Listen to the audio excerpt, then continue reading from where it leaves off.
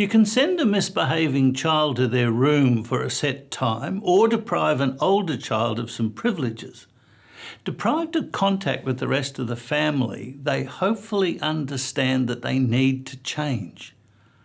Giving a wake-up call to an adult, though, is not often as easy. Something similar, though, does happen between adults. Treat a friend shabbily, and you can find yourself out in the cold for a time until you apologise. Treat your spouse shabbily, and you can find yourself in the doghouse.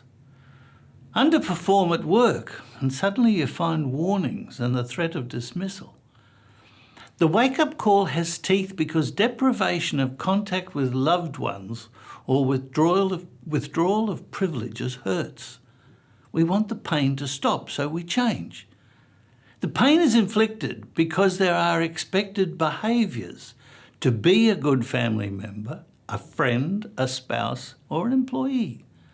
Now, God used the same approach with his beloved vineyard, the chosen people. Through the prophet Ezekiel, he exemplified the love he had for the people. He composed a love song even, but drew attention to their underperformance. No succulent grapes and great wine, but sour grapes and poor wine. Jesus' parable about the leased vineyard picks up the same thinking, but with a twist. The owner hoped for a great vintage, but the tenants refused to deliver. Warning followed warning, but were met with violence on those sent by the owner to collect the produce. When the tenants killed the owner's son, those listening to the story gave the verdict on the violent, murderous tenants. They would be replaced by reliable and cooperative tenants.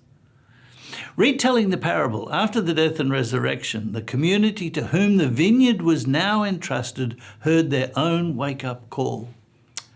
The Lord who left them at the ascension wanted them to produce a vintage like no other. The church does not exist for itself. It exists to bring joy to a world filled with sour grapes and poor wine.